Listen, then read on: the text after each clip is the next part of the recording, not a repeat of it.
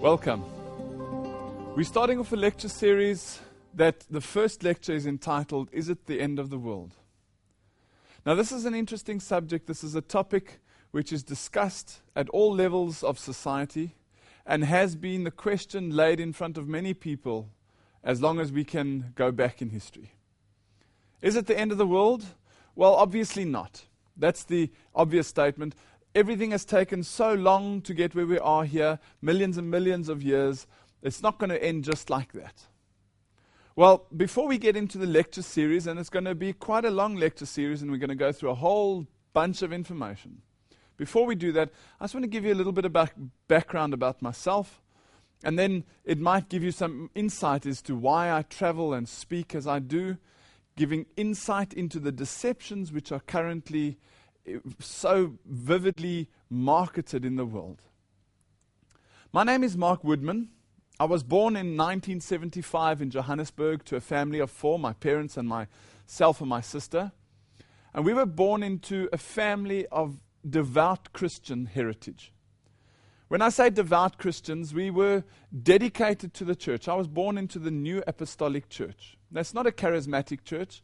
It's a very reverent church, and it's a church that believes that it is the bride of Christ.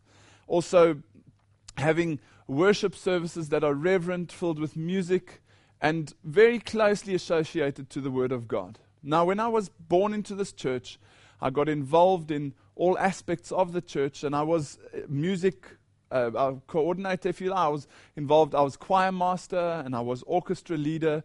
I was youth leader for a while. I was involved in all different types of it. I was a deacon, a subdeacon, and I was on my way to become a priest. And we would go to service regularly. We would have 3 full communion services a week. And Monday evening would be this, Tuesday evening would be choir, Thursday evening would be orchestra, Friday evening would be youth, Saturday would be something, Sunday would be something. So the church absorbed all aspects of our lives. We were heavily involved in the church. And around, I'd say, the end of 2001, 2002, the beginning somewhere around there, we started to ask some questions. Myself and my wife, we'd had some questions which were troubling us, and as we were asking the various people around us, we weren't able to get the answers that we were looking for. And with the New Apostolic Church, it's got a hierarchical structure where you go higher and higher and higher in the organization to get more and more difficult questions answered. The higher we went, the more we realized that the answers were not founded on anything that made sense, and we decided, well, we were looking for God. We wanted to know who God was. One of the questions which I asked was, who is God? How do I know that God is Jesus Christ? How do you know that God is Jesus Christ? Is Jesus a God, or is he the God? You see, I didn't know at the stage, and I asked these questions, and they said, well, it doesn't matter, just believe. And that wasn't good enough for me. And that's why the very next lecture after this one is entitled, Who is God? Because I've done that study, and I've found out who God is. Anyway, after having asked these questions, my wife and I decided that we were going to leave the church because we were looking for God. And we wanted to find the truth, and we thought that the only way to do that would be to remove ourselves from the system, and thereby we could objectively look into Buddhism, Hinduism, Islam, Christianity, Soccer-guyism, Jainism, all of them next to each other, and make objective decisions. So we looked into all these religions, and we saw you've got Allah, you've got Brahma, you've got Krishna, you've got Vishnu, you've got Soccer-gaya, you've got Shiva, you've got Jesus, you've got the Maitreya of the New Age movement, you've got the cosmic Christ. And all of these guys are claiming to be God. So who is God? Who is he? And how do you know who God is? Are they all the same thing? When I was speaking to Hindus who were involved in meditation, which we were also doing at the time, and they would say God is they've got various aspects of God, and I'd say, but is it the same God as the Muslims? Yes, it's the same God as the Muslims. I said, well, show me, prove it to me. And this is what we were looking for. My wife and I were looking for the truth. And when we left the church, because my family has got quite a high profile in our church, I wrote them a letter because it came as quite a shock. To leave the New Apostolic Church is a very big thing, especially when you've got a high-profile family. And I wrote my family a letter trying to explain to them what we were doing. I said to them, Leaving the church was like rowing out to sea with only a small rowing boat and 2 oars. The boat represented our honest desire to find the truth. The oars represented our questions. Our questions would direct us while our desire for truth would keep us afloat. And this was where we set out on. This is the journey that we set out on. We had 2 things in mind. We wanted to find the truth. And while we were busy with that, we wanted to help people. We feel that that's a requirement of mankind, is to help your neighbor. Do unto your neighbor as you would like done unto yourself. And that was what we were looking for. And then, not knowingly at the time, my wife and I walked into the New Age movement. We only realized we were in the New Age movement once we had left the New Age movement. But we didn't realize that turning our back on the church, we were actually turning our back on Jesus Christ. Because for us, that was one and the same thing. But it's a very big difference between Jesus and his church, a huge difference which we understand today. But at the time when we turned our back on Christ, I said, on the church, I said, finished with all this Christ stuff, and we walked out. And we started on a journey of spiritual and mental enlightenment. We started on this journey of trying to find out more about what's known as the metaphysical realm. When I speak about metaphysical, I say we're born into a physical world. We are physical beings. You can feel we're physical beings. And the metaphysical side of it is this non-physical, spiritual, esoteric side. And that's what intrigued us, because of the immortality of the soul that the New Apostolic Church believes in, that your soul doesn't go to heaven, it goes somewhere else. On the basis of this, I wanted to find out, where does the soul go and how does this work? And is there some interaction that we could have after death? Anyway, I started reading self-help books. That was my line of interest. I wanted to help myself to create wealth, success, and affluence and influence, so that I could, the more money I had, the more I could give. That was the idea. That's one of the ideas given in the New Age movement, also on affluence. The more you have, the more you can give. So it's a selfish selflessness, if you like. Anyway, on this journey, my wife and I met many, amazingly, what's seen as enlightened people. These people are the gurus of the world. We were striving after wealth and influence and affluence. And on this journey, I decided I would go and study under the big names in the world. The big names like Anthony Robbins and John Kehoe from Mind Power, this person that's come up with this idea of being able to create your future through the power of your mind. And Edward de Bono, lateral thinking, being able to think around your problems. And I wrote this book, Personal Purpose, which was published and, self-published and then put into all the exclusive bookstores nationwide throughout South Africa.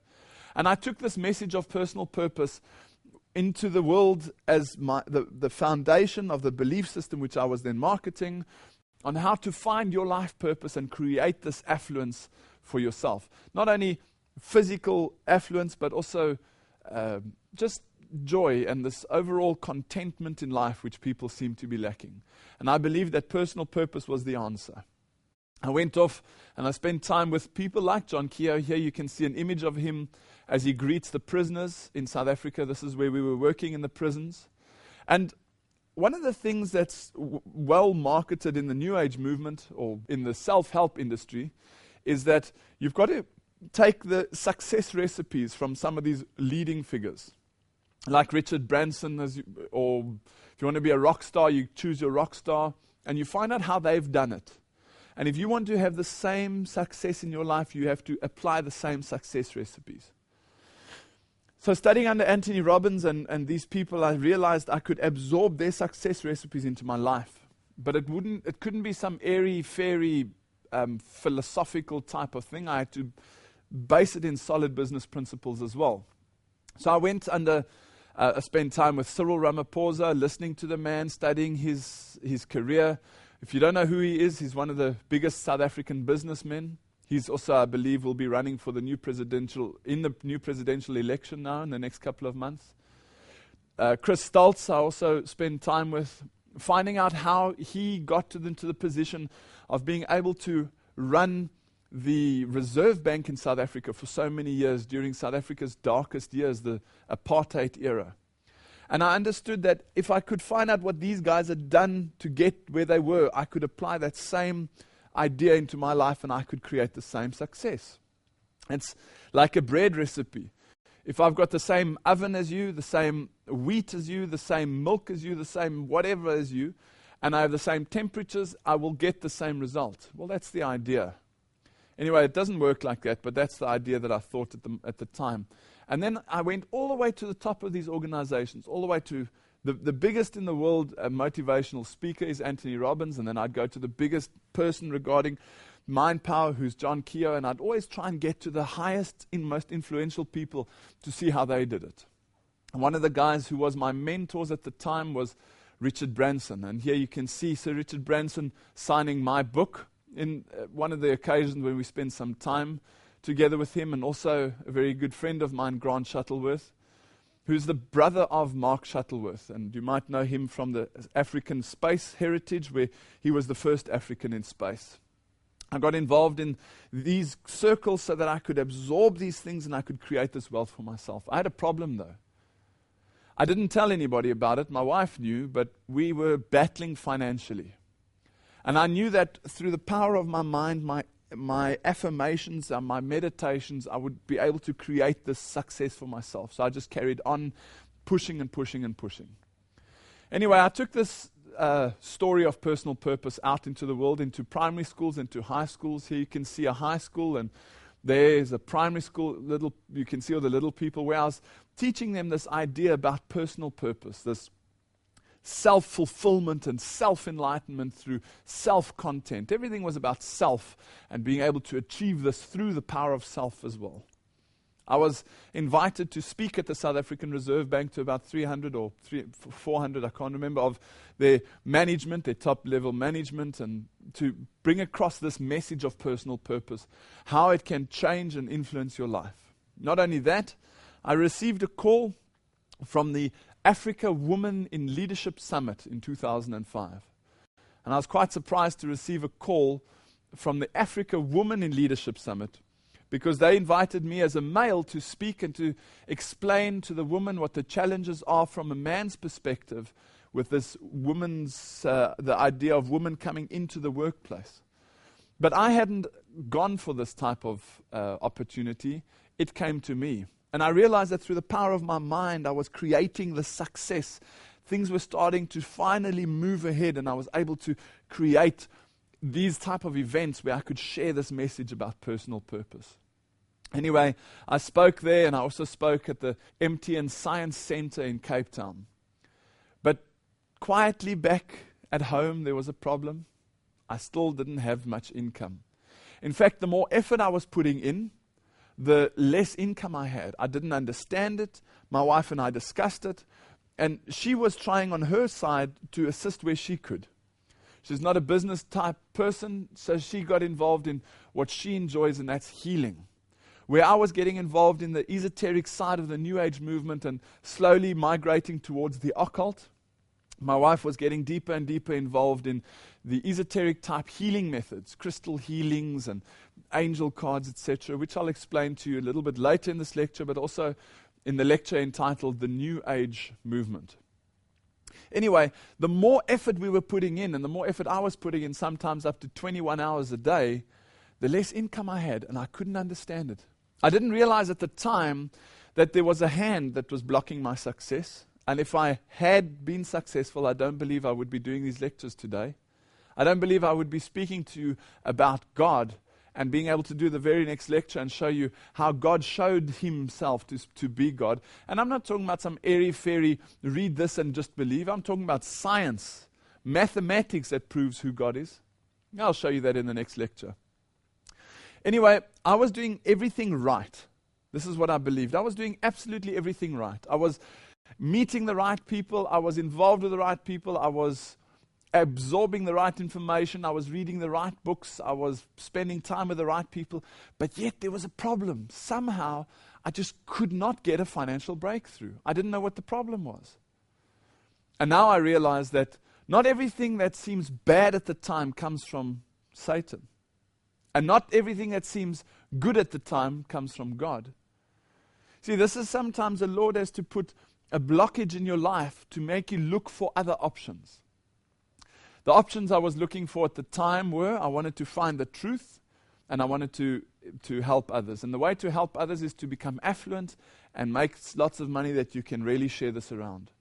Anyway, finding the truth was a problem because I had turned my back on Christ, and I was out into Buddhism and Hinduism and all these other religions, but going up into what I didn't realize at the time was the esoteric circles of these religions.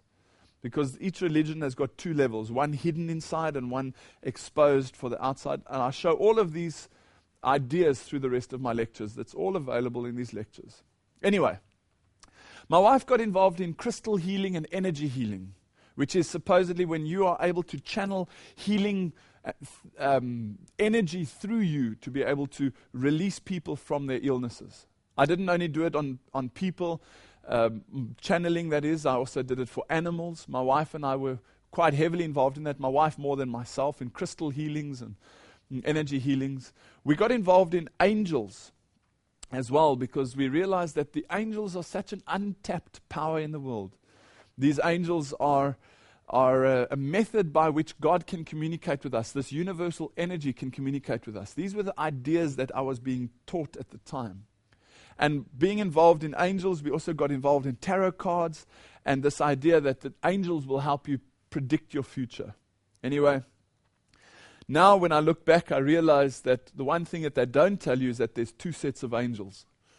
One that stayed in heaven with God, and another set of angels that fell out of heaven and landed on earth called demons. They've just changed their focus. They were angels, they're now demons, but they masquerade as angels of light. The Bible explains all of this, and I go into this detail in the later lectures.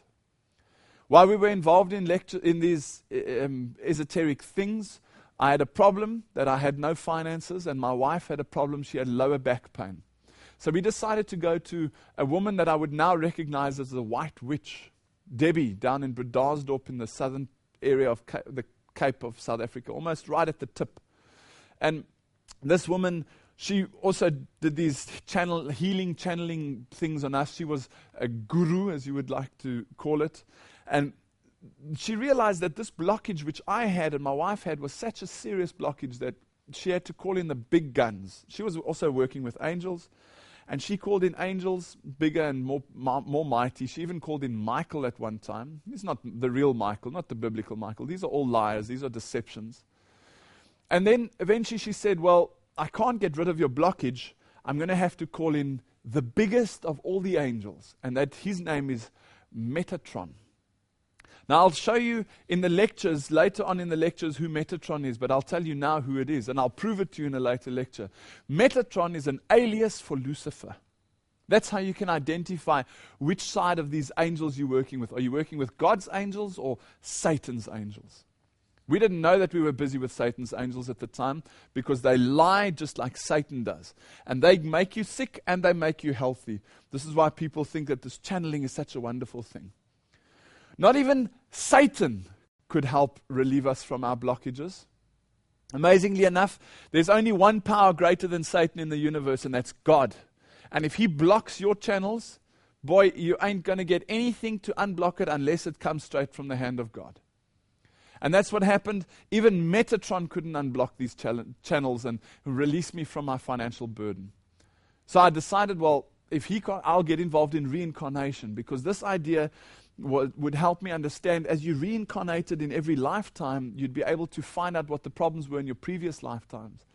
Now this is, just stop for a moment and think about it. This is man trying to solve man's problems. I didn't know who God was. I was asking who God was. I was saying, I want to find the truth and I want to help people. And now I was getting involved in the occult. I was getting so involved in the angels and in the sort of satanic things that not only were they not able to help me, but I had to go past them into the even darker things to find out what was happening. And from reincarnation, when my answers wouldn't come through reincarnation and through hypnosis, I went into transpersonal hypnotherapy. Now that is the idea that not only do you die and come back, but that's when you die and you go somewhere, your soul goes somewhere, and where it goes, you can trace it and you can listen to the conversations that were had there before you come back into your body. These are deceptions from Satan himself. But I had no other answers. I was searching for the truth. Please, if you wonder why I'm speaking about hypnosis or angels, all these things, I'm not telling you this to get you involved in it or to encourage you. I'm warning you that I've been there, and you don't want to have to go there. You do not want to have to go there. Let somebody like me who's come out of that guide you towards this truth. It's only Jesus that can help you. That's who God is. And I'll show you how He showed me. In the next lecture, I'll prove that He is God. Anyway, after having been involved in all of these things in this transpersonal hypnotherapy where you open your mind and you don't know what influences are impacting on your mind, when I got out of this, not even that was able to unblock my financial challenges. And this time I was getting almost desperate. And in discussion between myself and my wife, we made the decision that Christ was no longer needed in our life. In fact, I would almost use the word hated Him, because He was deceiving so many millions and millions of people worldwide to believe in this one stupid book called the Bible. And we didn't want anything to do with that, because look at my bookshelf. I've got hundreds of these wonderful, enlightened books. And you want to come and tell me now that I must believe in one little book and everything's in there? Don't be stupid. And once my wife and I realized, boom, this Christ thing is a big fad, and He's actually just one of the other gods. And we decided to de-associate ourselves from anything to do with Christ. In fact, my wife and I were going to change our will, that if we were to die, neither my parents or my wife's parents were able to bury us out of any Christian church or association. That's how much we hated Christ. As we made that decision, boom, the doors went open. Not financially yet, but I was pushed into a corner with Nolene, who the South Africans would recognize as South Africa's Oprah. She runs a talk show on TV, national TV, called SABC3 Talk. And there I was pushed into a corner, and I started to discuss with her all these esoteric things and how the metaphysical world works and your personal purpose, etc., etc. And she got so excited about it, she took my book, which I gave her a copy of my book. And a couple of weeks later, she phoned me and she said, I want to do a whole show called Finding and Living Your Life Purpose. Would you please come and be one of the guests on our show? And I thought, wow, man, this mind power stuff really works. These affirmations, wow, they really, really work. Finally, I was starting to recognize that this channeling this energy into the future actually really works. Those of you that are involved in the New Age will hear my language, that I'm speaking very New Age language to speak to those that understand what I'm speaking about. Well, it's from there that God called us out. This deep, deep deception of Satan, we were called out. Anyway, Nolene invited myself onto TV, and I went on TV. And as I was ushered on stage, as you can see from this image, I was put in the middle. Now, if you understand what that means, on television, nothing happens by chance. Everything's planned. So, sitting in the middle, you automatically realize that you are the man in the middle. You're the guy in charge. And I look to my right and I see, well, here's Marlon, a friend of mine he's a friend now. He's a Christian. And on my left is the lady that runs the Metaphysical Institute of South Africa. Now, you might not think that to be amazing, but from my perspective, I had created, through the power of my mind, this opportunity to be on stage. Just as it happens, I get lumbered with a stupid Christian. And I get together with somebody who's more enlightened than the Christian, who's involved in this non-physical, metaphysical world. And I realize, wow, I must be the bridge. I'm the gate between these people, these esoterics, and these Christians. I must build a bridge. That's my role.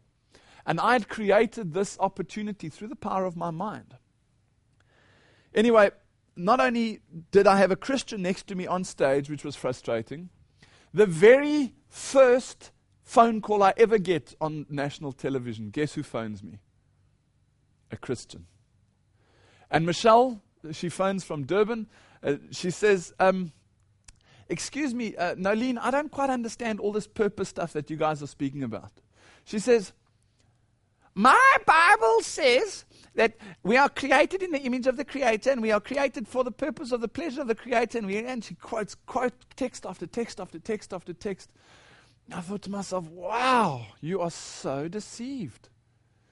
My Bible says everything's my Bible. And I thought, man, I'm going to tear you to pieces. I thought all of this silently inside myself while outwardly having this composure. And then the camera panned across, so we went to an ad break. I can't remember. And I said, Nolene, I want to answer this one. Nolene, give me this one. And when we came back from the ad break or whatever happened, camera panned to Nolene and she said, Mark, you wanted to say something? And the camera came on me. I said, yes, I would like to answer Michelle. Michelle, think about this for a moment. And I just want to pull up the handbrake on this lecture, and I want to just tell you something. Sometimes the New Agers know more about the Bible than you know yourself. Sometimes they will be able to use your information to twist your information around so subtly that it'll confuse you right to the core. So I drop the handbrake now. I say, Michelle, just consider this for a moment. You say, my Bible says that we are created in the image of the Creator. I said, think about this for a moment. And I want to ask you this now as well if you're watching this DVD. If you are created in the image of a teacup, what would you be? Well, you'd be a teacup. So if you are created in the image of the Creator, what would you be? Well, you'd be the Creator, wouldn't you? Therefore, and I said on national TV, as you can see by this image, I am the Creator.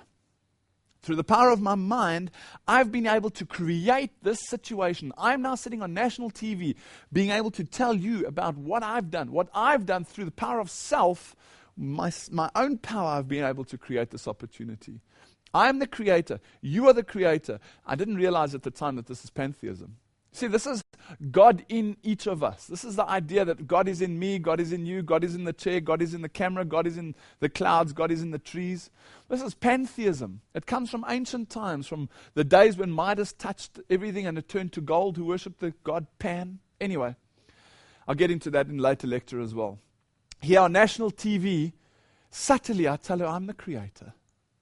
And interestingly enough, I turned it around, I said to her, excuse me, just think about the Garden of Eden for a moment. And I'm asking you now to think about the Garden of Eden.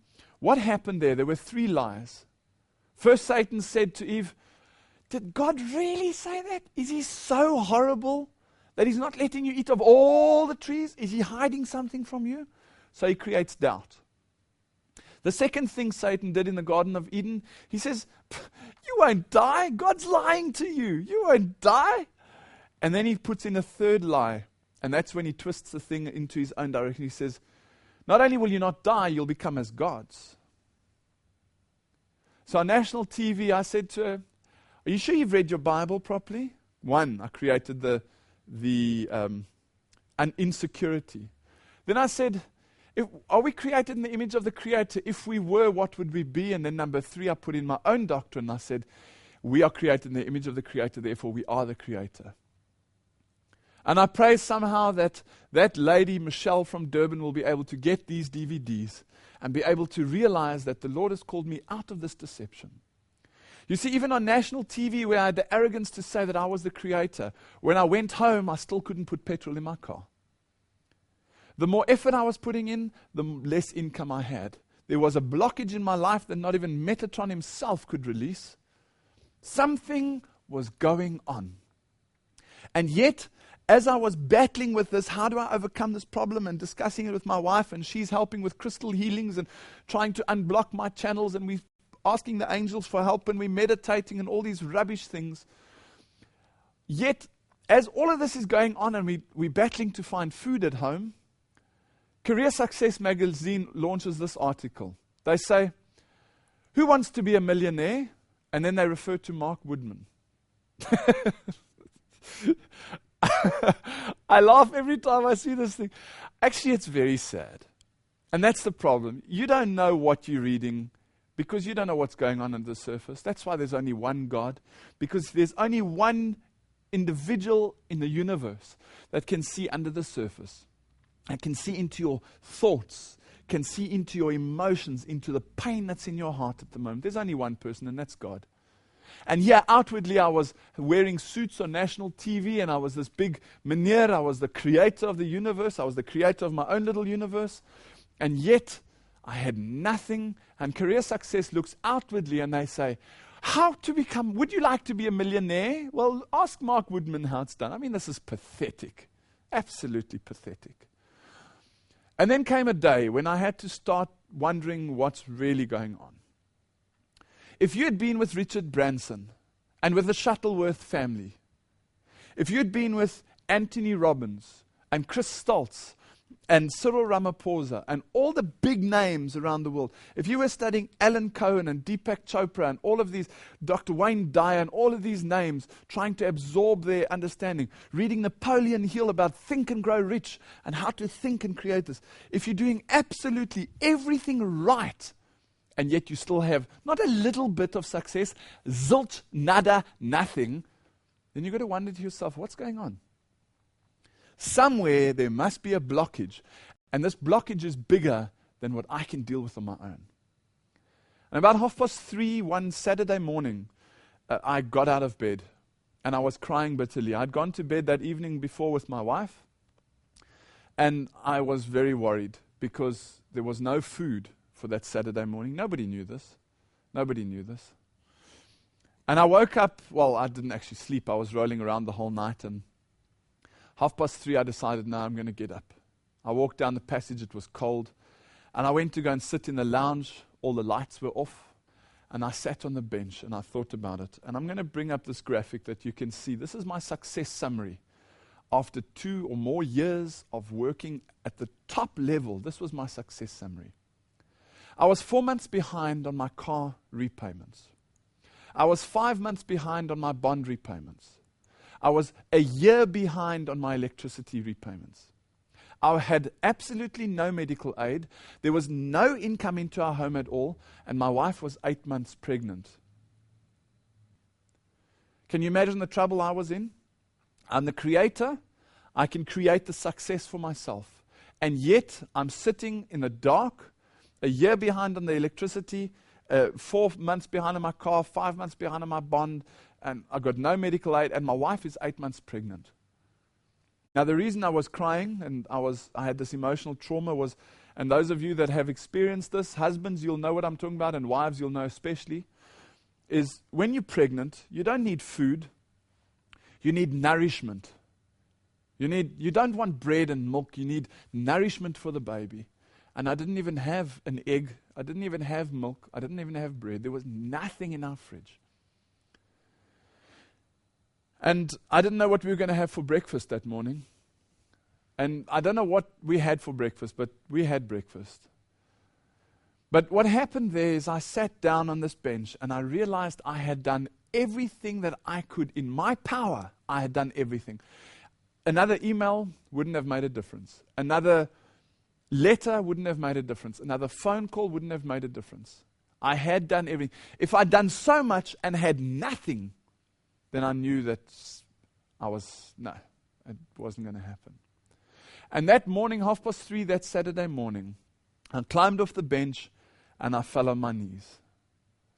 And I knelt down and I realized that if I wasn't able to create any success out of everything that I'd done, then there must be a higher power in the universe that can help me. But I was tired. I was absolutely exhausted from years of trying to keep this image that everything's going fine. I was absolutely exhausted, and I fell down on my knees. I didn't know how to pray anymore. I said, hello? You see, it's not how you pray that matters. It's that you pray that matters. And I knelt down. I said, hello? I don't know who you are. I don't actually care who you are.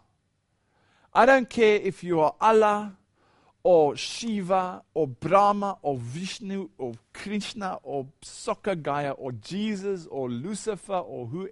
I actually don't care. I'm tired. But I want one of you to come through. I know there must be one of you that's more powerful than all the others. And I have done everything that I can in my power to create the success, and it's not working. Today, I'm giving everything I have over to you. I don't know who you are, but I want you to identify yourself and I want you to help me. Show me how to get out of this mess. There's no breakfast. Well, I got up off the floor and I sat back on the couch and I looked around me because I was expecting the doors to blow open and lightning to come shooting through the door and frazzle me and throw me into the corner. And I sat back on the couch and there was just nothing. Absolute silence. And I thought, wow. Yeah, and I got bitter. I said, that's absolutely typical of you. The time that I really, really, really need you, this God person, whoever you are, the time that I say, please come and help me, you just drop me like a hot potato. I had nothing to give my wife, who's 8 months pregnant, for breakfast. Anyway, what happened was after that, I was expecting a physical realization of a spiritual manifestation. That's the problem. Today, the world wants in the physical world to realize what's happening in the spiritual world. That day, God's hand really came into my life, more powerfully than ever before. But it wasn't in the way that I thought it would be. God never does that. He lays His truth in front of you and He allows you to make your decision up. He's not going to drag you out of something so that you will now accept Him, that He's God. No, He won't do that. He'll lay the truth in front of you and He'll never take it away. He'll lay it there in front of you day after day after day. It's whether you accept it or not, that's the point. Remember, I was looking for the truth and I wanted to help people. That's all I wanted. And as I started to hear this call from the Lord, I heard Revelation 18. It said, I heard another voice from heaven saying, come out of her, my people, that ye be not partakers of her sins, and that ye receive not of her plagues. And I thought, what does this mean? What do you mean come out of? Come out of what? After that morning, certain miracles started to take place. I would go and check in the car to see if there's any money, maybe a 5 rand coin or something lying around that I could use to buy bread, and there'd be nothing. And then I'd go back in the house and I'd go back to the car just to make sure if I maybe skipped something somewhere, and I'd find a 20 rand note lying on the back seat. These little miracles started to happen. But it wasn't done under the duress of saying, I am God, and here's my proof, and I will now show you that you are going to live in accordance with. No, God doesn't work like that. He puts it softly in front of you. And this call started to eat away at my heart. Come out of what? What do you mean come out of her? Come out of what her? I realized also that Hebrews 4 verse 12 says, the word of God is a discerner of the thoughts and the intents of the heart. What was my intention? I wanted to find the truth and I wanted to help people. And here the Bible, this stupid book that I had now opened for the first time after having used it as a car jack, I opened it and I read that God knows my thoughts. Can you imagine if He knew what I was thinking? Not only that, He knows the intents. Does He know that I want to do good? Wow, that's amazing. And then I read what Psalm 94 verse 11 says. It says, the Lord knoweth the thoughts of man. Wow, so He knows what's going on. And I started to study this, and I went through DVDs, just like the ones that you have got in front of you at the moment. I went through, somebody had given me a set of these DVDs, which I'd taken because he was a Christian. I took it for his sake, not to offend him, and I put them at the back. And in these DVDs was the truth which I'm laying out in this next 21 lectures. I'm going to lay out for you the same, but on a different angle, these truths which brought me out of this. Come out of her, my people, it says, this calling out of deception. You see, there's a problem in the world at the moment. There's a silent war on which is so well planned and so well executed that hardly anyone knows it's happening. It's a war on deception. It's a war that continues the war that started in heaven. Many people don't even know that there was war in heaven. Can you imagine war in heaven? Heaven is a beautiful place. Well, it wasn't. There was war in heaven. Read with me what it says. It says in Revelation 7 verse 7 to 9. And there was war in heaven. Michael and his angels fought against the dragon, and the dragon fought and his angels. And the great dragon was cast out, that old serpent called the devil and Satan, which deceiveth the whole world. He was cast out into the earth, and his angels were cast out with him. What? You mean there's angels that are making as if they, because it says he deceiveth the whole world. So I don't know if I'm dealing with the right set of angels. And I spoke to my wife, I said, you've got to stop this angel stuff. Until we know which angels we're dealing with, we've got to stop this. And I read about Michael fighting with his angels against the dragon. And who's Michael? And then I realized Michael, the word Michael means he who is what God is, the archangel, the messenger from on high, the only one that can fight Satan for the control of Moses' body. Who's the only one in the universe that can fight for control over a body is Jesus Christ. Michael being he who is what God is. Michael, Jesus fighting against the dragon, and the angels fighting, and boom, they fall out of heaven. And now this war continues on earth today, but it's a war of deception. And this war is so disgusting that today, just take as an example an ATM, an automatic teller machine where you go and draw money. You walk to the ATM, it looks like an ATM, you press the buttons, it sounds like an ATM, it feels like an ATM, everything looks right. You put your money, your card in, and when you want to withdraw your money, boom, you get taken. That's deception. And when people say to me, I'm not deceived, I say, well, that's exactly how deceived people think. That's how I didn't know I was deceived. You see, you don't know you're asleep until you wake up. You don't know, when you go to sleep after watching this DVD tonight, when you go to sleep, you won't know that you were asleep until you wake up. If it's 1 o'clock in the morning, then you say, oh, I fell asleep. Otherwise, you would never have a fatigue, an accident on a car because of fatigue, because the people would say, oh, I'm going to fall asleep. You don't know when you fall asleep. That's the problem with deception. You don't know when you're deceived until you come out of deception. And it's the media that is being used to destroy and to disseminate the lies into all mankind. Satan is trying to destroy the accuracy of the Bible. I remember reading this article from Guardian Unlimited where they say Jesus, he wasn't walking on water, he was walking on thin ice. This has now been proven supposedly. The scientists have proven that Jesus isn't really God. He couldn't walk on water, it was actually thin ice. Interesting that he was walking barefoot though. Must have been a bit cold. Fox News tells us that Jesus wasn't really God because Jesus had to ask Judas to betray him in order to fulfill prophecy. So he really wasn't truly God. Not only that, the Da Vinci Code, we've all heard about this Da Vinci Code. It says, well, Jesus wasn't really God because he had children with a prostitute. And those children are today the kings and the queens of the world, what's called the Merovingian bloodline, the bloodline of the monarchy. And then this other one that says, this creator isn't really the creator. He doesn't go boom and it exists. We've evolved from the apes. And this graphic down here is great-great-great-great-great-grandfather. See, this is the problem. My question was, because as the New Apostolic Church, we believed in evolution. We even had a statement saying that evolution fits into the creation story. Well, I've got a whole lecture on the creation versus evolution. It's called Sun versus Sun, the evolution debate. Have a look at it and then you'll see what I mean. This is a war about deception. And if you can destroy the accuracy of the Bible, then you destroy the authority of the Bible. And that's what Satan's trying to do. If I can get people to question Genesis 1 verse 1.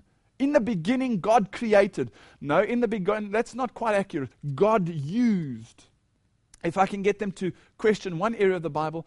And I said to these theologians, I said to them, if Genesis 1 isn't accurate, then how do I know the virgin birth is valid? What about John the Baptist? Did he exist? Daniel in the lion's den? Noah's flood?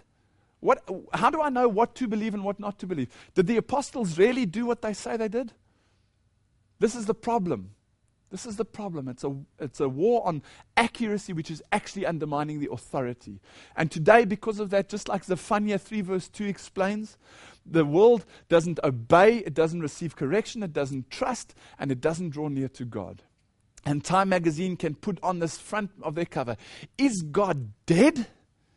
They ask these questions, and today we just have to look back in history and see September 11th, this day that changed the world, a day that will be recognized forever as something cataclysmic that happened, which has forever changed the layout of how we see our fellow man. Not only that, we look around and we see new historic weather patterns that are taking place. We see Time magazine again saying the Bible and the apocalypse. Why more Americans are reading and talking about the end of the world. Here we go, the end of the world. Is it something real? Are we going to evolve into a new level of karma? Or is it really going to bomb? This can't be. Well, are we going to be going on a journey through these lectures? It's a 3-part journey. Firstly, I'm going to give you a biblical foundation, the first 4 lectures. Then I'm going to give you the background information, uncovering these deceptions, getting you to wake up. I'm going to walk over to your bed like you walk over to your child and say, wake up, wake up, wake up. We'll be doing that. And then we'll be taking all of this stuff and putting it in context. The first 4 lectures, biblical foundation. The next set of lectures, right up to number 17, is uncovering the background deceptions. And 18 to 22 is landing back on the Word of God and saying, right, how does all of this stuff that we've now recognized, how do we put it all into place? The question is it the end of the world? Does that thought or that idea even exist? We'll be continuing this and discussing it in part 2.